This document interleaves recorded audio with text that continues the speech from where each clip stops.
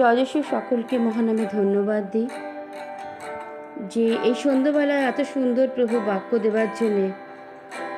তা আমাদের যে দুর্দিন এসে এ সময় যদি প্রভু যিশুকে আমরা বিশ্বাস করি আর তার উপর নির্ভর করি, কারণ ঈশ্বর প্রভু যিশু আমাদের সমস্ত রকম বিপদে আমাদের ঢাল হয়ে দাঁড়িয়ে থাকে। আর আমরা যদি বিশ্বাস হয়ে নির্ভর করি, আমাদের কোনো কিছু আমাদের সামনে আসতে পারে না। তাই গীত সঙ্গীতার 84 বলছে 11-12-তে, সদাপ্রভু ঈশ্বর সূর্য ও ঢাল, সদাপ্রভু অনুগ্রহ ও প্রতাপের প্রদান করেন।